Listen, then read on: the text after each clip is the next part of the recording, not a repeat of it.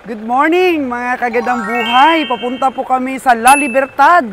At ito tanghali na po mga kagandang buhay. And it's very good dahil medyo tanghali-tanghali naman dumating po yung ating mga baka doon. Dahil tanghali na tayo, ito na ang service natin. And let's go to La Libertad para magsipat po ulit. At sana may makita pa tayong magagandang mga alagain doon. Let's go!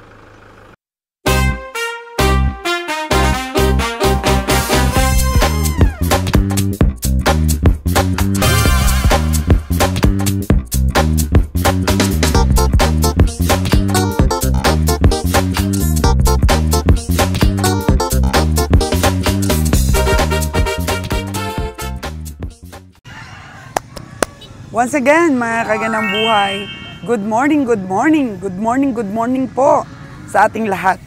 So dito po ako ngayon sa La Libertad Livestock Auction Market. It's 6:11 in the morning. At sa nasabi ko na nga po, mga kagandang buhay, lagi pong nagbabaga ang ating panahon. Mag-aalas 7, sobrang sakit na po ng init. Kaya kailangan po hydrates lagi ang ating katawan. Lagi lang po tayong inom ng tubig, mga kagandang buhay. At tutukan niyo po ngayon at antabayanan ang mga kaganapan, ang mga pangyayari po dito ngayon sa stockyard. Kasi same lang po ang ating lugar, different po ang ating mga experiences at ang ating mga matutunan po dito sa atin pong negosyong itong livestock buying for slaughter. Welcome everybody at shout out po sa aking mga kababayan abroad. Shout out din po sa aking mga viewers dito sa Negros at sa ibang parte po ng Pilipinas, Luzon, Visayas, Mindanao. Thank you so much po sa inyong pagsubaybay, sa inyong po laging pag-antabay at sa inyong laging panunood dito po sa mga vlogs ni Sol's Gandang Buhay. Okay po. At dumating na ang ating service truck, ang ating 6-wheeler truck.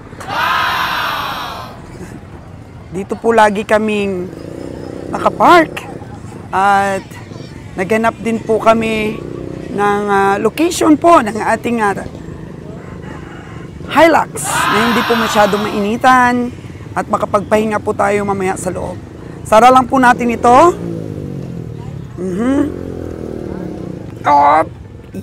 Saralan po natin yan. At umpisa na po tayo ng sipat. Wow! Holstein na naman! Brahman Holstein! Number 2. Ibig sabihin po mga kagadabuhay, maaga pa po itong dumating, oh. It's number 2. Tingnan po natin si Kabiyahing Roger. Kabiyahing Roger! Parang ready to fight ka na. Si Bonnie po, mga kagandang buhay, puging-pugi. Diba? Ayan po, mag-meeting po muna yung ating team, si Danny. At saka si Cass. So, ang lagi pong sinasabi ni Kabiyahing Roger, pag maaga pa lang, kain muna tayo, kain muna tayo. Lagi ka na lang nagugutom, Kabiyahe. Oh, no! Maganda na daw po yung kakain. Naka-uniform po si Kabiyahe ngayon. Ready na rin si Bonnie, oh. Bonnie, hindi ka ba na-hangover sa piyesta sa inyo? Natulog lang si Bonnie. Hindi uminom si Bonnie. Ayan po. 6:20 in the morning. Ganito po ang itsura pa lang. Maya lamang po ay arangkada na ang mga baka papunta dito sa stockyard. For the meantime, mga kagandang buhay, kain muna tayo. Naka-blue bag. So, kain muna daw para makainom na ma-maintenance. Saan tayo?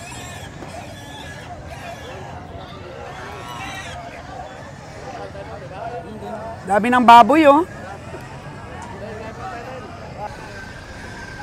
So, ito po ang truck natin. Ayan. O, dito tayo kakain sa labas. May mga restaurant kasi po dito. May suki kami dito, mga kagandang buhay. So, wala daw isda dito. Kaya lumabas si Cass. Isda po ang hinahanap ng ating mga ka-teammates. Transfer po dito tayo sa kabila. Na natin kung may isda sila dito.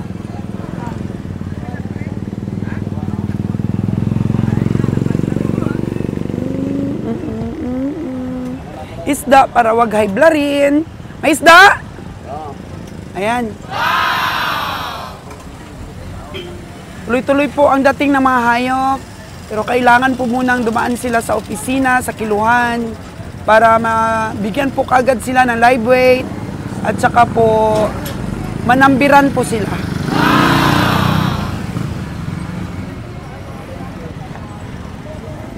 Kabiyahe, may mga live weight na pala sila kabiyahe. Bago siguro natin bilhin yung baka nila, pwede siguro natin mahingi yung mga live weight nila. Live weight na number lang yun, number.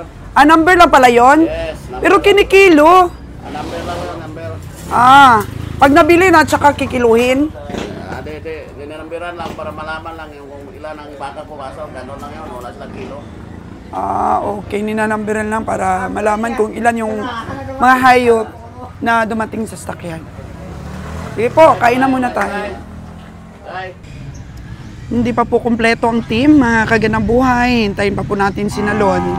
At nagbilin po si Kabeng Roger kay Bonnie na pagka dumating po si Nalon, ay instruction muna bago po umarangkada sa pamimili. Tawagan mo dad si Nalon, meron signal dito. Sige, mama nagpumotor pa yan.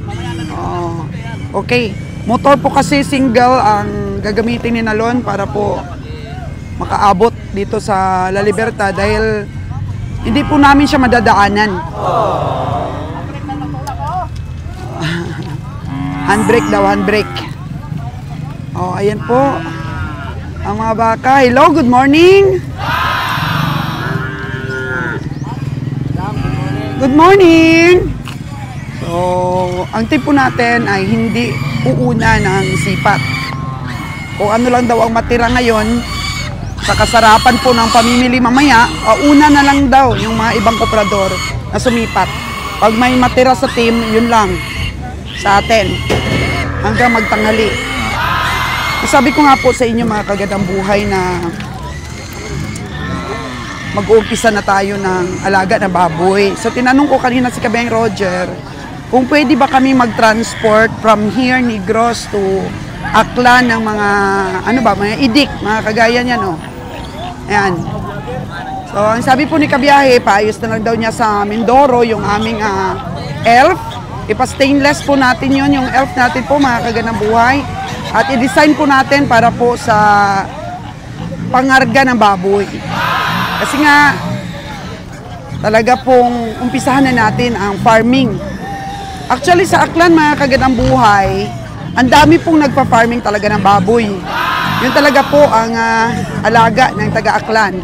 Baboy po talaga. Sa baka po, wala masyado. And mostly, kung meron man, native na mga baka. So, ang baboy po, ikakarir po natin, mga kaganang buhay.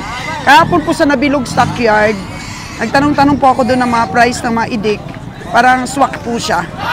Swak po siya sa bulsa. Pwede pong bibili kami at the same time kung may bibili din sa amin ng idik doon, bibenta natin at ang matitira po ay alagaan natin.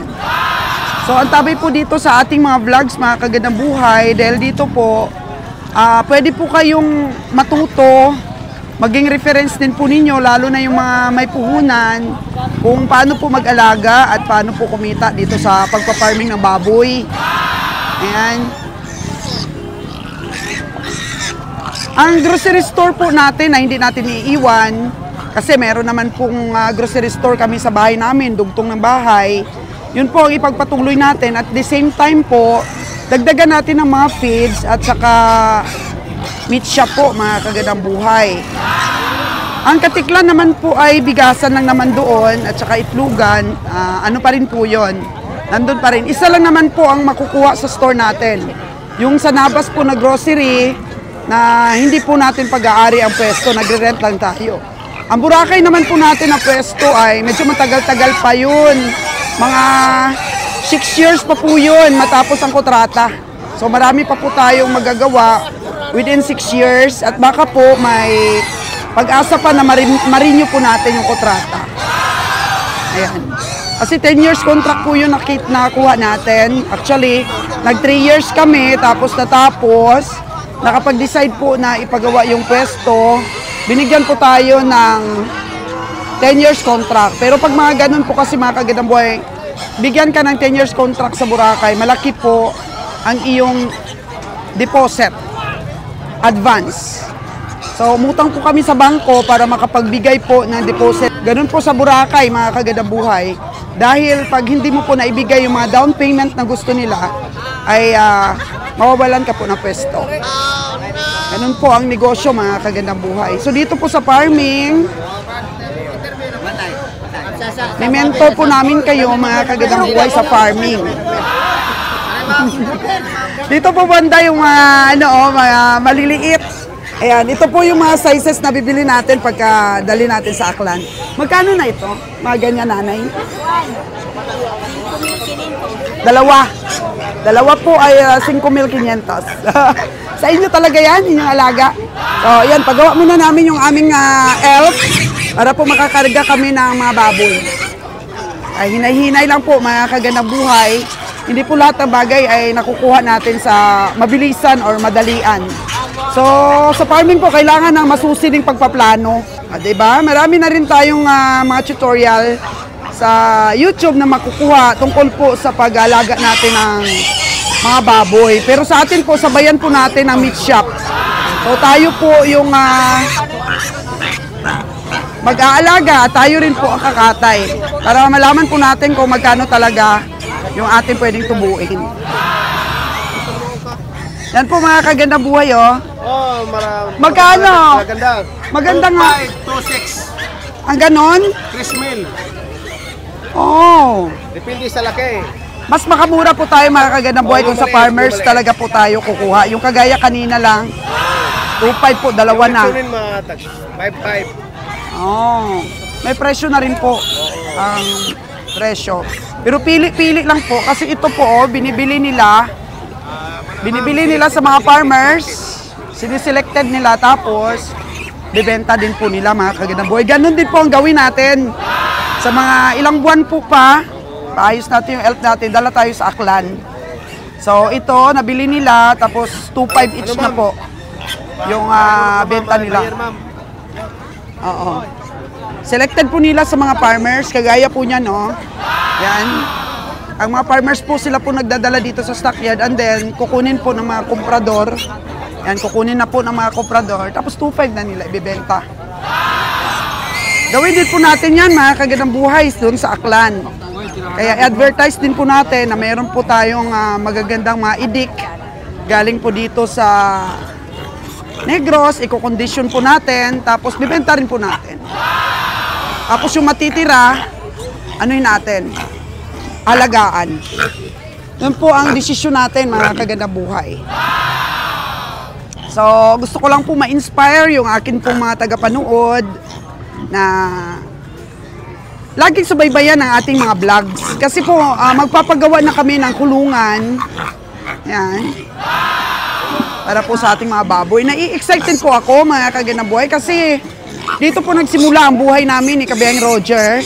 Nung ako pa po nag-aalaga ng mga anak namin sa bahay, may nag-alaga po ako ng baboy. Hands-on po ako sa pag-aalaga ng baboy, mga kagandang buhay. So ngayon, medyo upgrade na po dahil since na may biyahe tayo ng mga baka doon sa Luzon, doon na rin po ako kukuha ng mga feeds sa Batangas. Kasi doon po sa Batangas, ang dami pong feed mill. Yan. Yung may mga poultry po doon, ay sila lang rin po din ang gumagawa ng kanilang feeds para po sa kanilang mga baka, para po sa kanilang mga manok, at para po sa kanilang mga baboy. Sabi nila mahina daw ang templada ng feeds dahil hindi daw branded doon sa Batangas. Alam nyo po, mga kagandang buhay, kung makita lang po ninyo yung mga baboy nilang alaga, naku, malalaki ang mga baboy nila doon. Maganda din po ang feed sa Batangas. At mas mura po. Kasi nga, syempre, sila ang producer doon. May sariling mga feed mill. At yan po ang advantage po kung mag-alaga kami ng baboy. Dahil direct to the feed mill po ang ating pakain, talagang makakatipid kami. So, may umorder po sa atin ng mga feeds ng baboy, talagang nakaano sila. Nakaminos ba? Nakaminos sa puhunan. Ayan. So, mas mura po siya ng 200 to 250 hanggang 300 po. Mas mura. Kaya malaki pong advantage yun mga kaganaboy sa amin. So, ito po ang ginagawa nila, selected po. Ayan, so makikisali na po tayo balang araw sa kanila sa pag-select po ng mga baboy na magaganda. Dong, pangkatay ba o binibenta mo rin yan? Pagbibinta lang. Oh, binibenta rin nila. Katay. Hindi nila pinapakatay, binibenta rin po. O, tingnan nyo, selected talaga, oh. Ang gaganda ng mga nabili niya, oh. Oh. Ganun lang po mga kaganaboy kung may puhunan ka. Dito po sa livestock buying, buy and sell, mabilisan lang ang pera po. Ayan, diskarte lang po mga kaganabuhay. Kagaya ni Dudong, nakarakal siya. Urusi. Ayan, yan po ang service niya. O, ilan na ba ito? Mahigit na po ito 20 ah. O, pag tinubuan niya po ito 500 to 1,000. O kahit 500 lang sa 20, meron na siyang 10,000. O kung may mga suki po siya, ang bilis lang po talaga. Diskarte lang po talaga dito sa buy and sell mga kaganabuhay. Actually, ang dami ko na pong nakikitang pamumuhay ng mga nagba-buy and sell. At the same time po, farmer din po sila. Kasi walang lugi dito. Pag hindi nabili, papakainin mo, mas tataas din ang presyo habang lumalaki. Hello, mga may puhunan dyan. Dito po sa negosyong ito, mapagod lang. Pero dito, mga kaganabuhay, hindi ka pa stress sa BIR. Sa totoo lang po. Ako nga po, medyo nahahapo na. Hinihingal na ako sa mga bayarin ko po sa tax. Kaya naisipan ko po dito sa farming. Ang farming na po talaga, ang kaalaman mo lang dapat kung paano po masugpo at pag-ingatan na huwag pong magkapeste ang iyong mga alaga. Kasi isahin ka lang dito, yun ang kinakatakotin ng iba, yung malugi. Pero lahat naman po ng mga negosyo, may risk po yan mga kaganabuhay. Basta, I love farming po, noon pa man. At napaka-bless po natin na mabigyan ulit ng pagkakataon na eto, nabubroadcast ko pa po sa inyo. Ito, mga 1.5 lang. Tapos benta nila 2.5. O, diba? Pero alaga-alagaan pa nilang konti. Rado na po ang tubo. Dito naman po mga kaganang-buhay ay mga litsunin na size. Hello! Magandang umaga! Litsunin na po ito na size. Magkano naman po yung litsunin na size? Mga 5,000? Oo, di ba? Mga ilang kilo? 30 kilos yan? Siguro ma'am. Oo. Pero yung iba, Depende po sa laki ang price. Ayun o, malalaki doon sa kabila. Yan. So, meron mga nakaraang buwan po, nagka-ASF, talagang nalungkot yung mga farmers. Pero balik sigla na po ngayon yung pagbababoy. Laban lang po mga kapigi. Laban lang dahil ayan, napipresyuhan na ninyo yung mga baboy nyo ngayon. Ito po yung mga size talaga. Doon po sa aming lugar, ito yung mga size na nililitsyon. 40 to 50 kilos. Siguro nasa 50 ang kilos na ito, no? Nasa mga 50 kilos na ito po, mga kagandang buhay. Yan po yung nililitsyon po sa aming lugar na size. Pero dito, mabili talaga yung mga, 30 kilos. O mas lesser pa. Kagaya nun, oh. Ay. Dong, magkano na presyo dong na mga ganun kalaki? Size meal na. 5 to 6. Nagbabayaran na po sila mga kagandang buhay, oh. Yan. Yan po ang kalakalan ng baboy dito po. Sa La Libertad Livestock Auction Market. Dami. Yan. Sinusubasta pa. Yan. Daming pera, no? Yung mga farmers. Tingnan nyo yung mga nila, itsura nila. Talagang fresh na fresh. Yung may tsura ng mga ka-farmers natin, no? Anong fresh Mga kapupugi. Ang baboy fresh kung ang kwan. Oh, tingnan nyo po. Mostly po na mga negosyante dito, mga ano talaga, haligi ng tahanan. Oh, kunti lang po kami mga ilaw ng tahanan dito. Diba? Stress-free kasi yung pag-alaga ng hayop, tapos magkakapera ka. Mabilis lang po ang balik ng pera. Tingnan nyo, ang pupugi ng mga farmers natin. Dong! Magkano binta mo niyan? 450 ma'am. 485? 4,850 isa. 4,850. Oo nga. Ayan. Tingnan mo po. Pero may bawas pa, no? Ayan po, display ni Dudong. Talagang mga negosyante dito, oh. Yan. Lalagyan na po ng, ano yan, tanda na nabili na. Oh. Ang healthy ng mga baboy kaya. Oh. Ayan. Iba't ibang sizes. Iba't ibang presyo. Ang dami na ngayon ng baboy. Ito po yung mga service nila, Rosco. Yan, mapakinabangan pala yung mga Rosco doon ni Kabiyahe. Dapat ipaayos yun, tsaka ibenta dito. Mapakinabangan pa, kaysa doon na lang sa, ano yun, ulan at tsaka init. Oh, no! Yan. Dami po ng mga baboy nila, oh. Kapupugi ng mga farmers natin.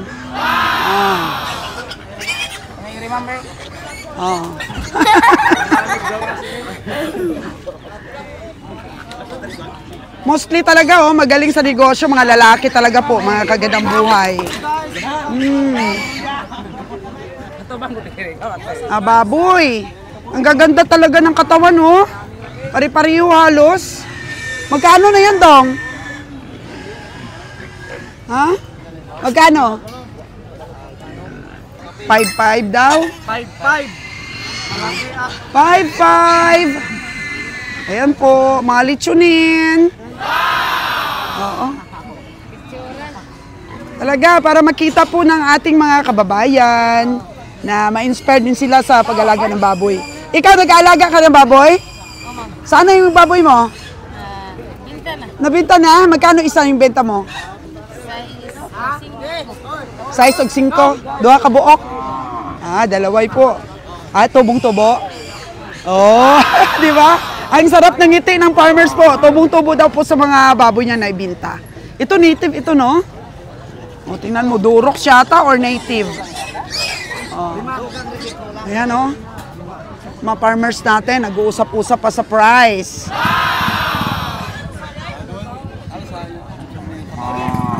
Dito po kasi, sa kagandahan dito po sa Negros, di po mahirap ibenta yung mga hayop kasi nga, merong livestock auction market na ang dami. O kahit saan lang po nila ibenta yung mga baboy nila, swak po talaga, puntahan ng mga komprador natin. Di po nahirapan, no? Ang mga farmers natin sa pag-dispose ng kanilang mga alaga. At ang mga hindi na po nagre-risk ng buhay nila na pupunta pa po sa mga kabundukan para po maghanap ng baboy. Dito na lang po talaga sa livestock auction. So win-win po para sa farmers at atin po mga komprador. Ako po, komprador na mag-aalaga pa. So inahin po ang ating unahin, kahit mahits po natin yung mga 50 na inahin, ganun po ang balak ni Kaganda Buhay ninyo. For the meantime po siguro, bili tayo ng 10, bili tayo 10 ulit, hanggang ma-reach po natin yung inaasam natin na 50 po na inahin. At syempre, bibenta tayo ng panglitsunin, bibenta tayo ng idik, bibenta tayo ng meat. All around na po yan mga Kagandang Buhay.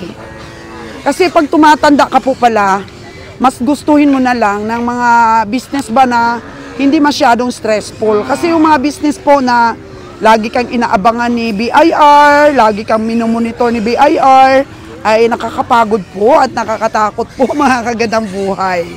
So, kayang-kaya naman po yan. Sa sistema lang po. Sa sistema lang ng ating mga stores. Pero syempre, tumatanda na si Kabiyang Roger ninyo at si Kagandang Buhay ninyo. Mas gustuhin ko na lang po na ipasa sa mga anak ko yung mga responsibilidad na sila naman. Oo. Kasi kung patanda na tayo, padagdag na yung edad natin, gusto na lang natin po mga kagandang buhay, yung farming.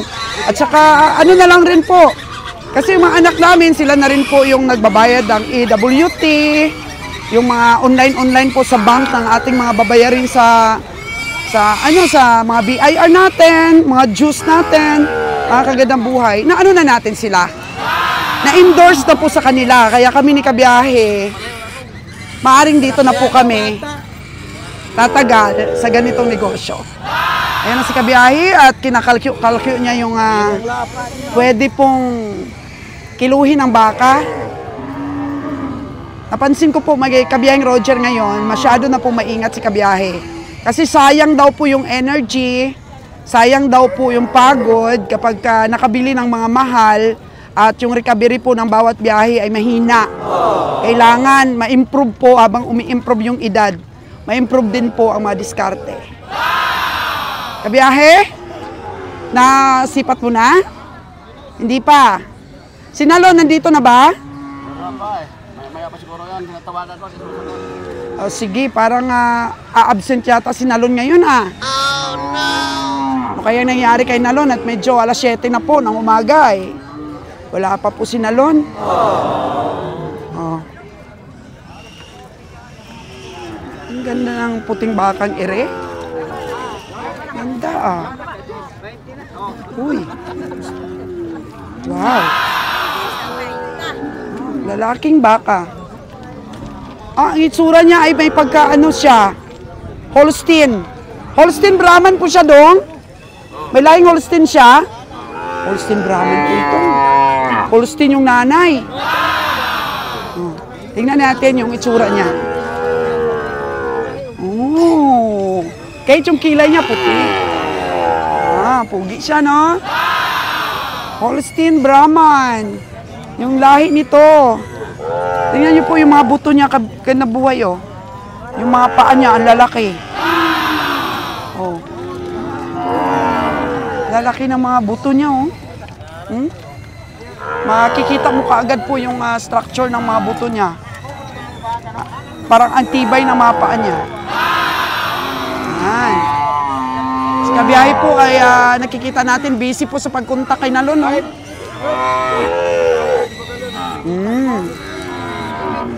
Kung nakikita ko ngayon, mga baka, alagain.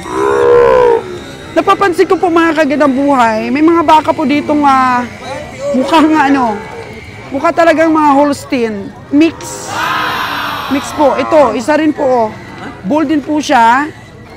Ayan, ang laki ng ulo niya. Kaya, parang hindi mahaba yung katawan niya.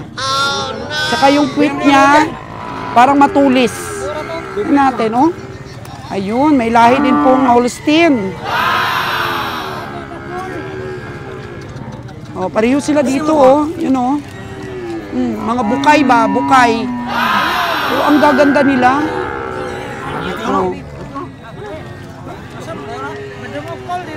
Dong, parang Holstein Brahman, May lahing Brahman at saka Holstein. 5'2 yung benta mo dito. 5'2 daw ang benta ni Dudong. Pang-alagain pa naman ito, Dong. Mukhang bata pa. Pero ang galing. Tingnan nyo yung puwet. Ano talaga siya? Pag Brahman kasi malalapad yung puwet. Ito, puwet niya, ano talaga? Holstein, patulis.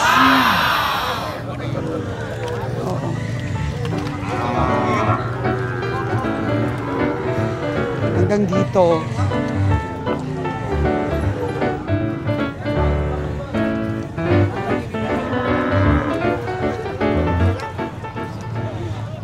Dahil alas 7 pa lang po mga kagandang buhay, konti pa lang po ang dumating.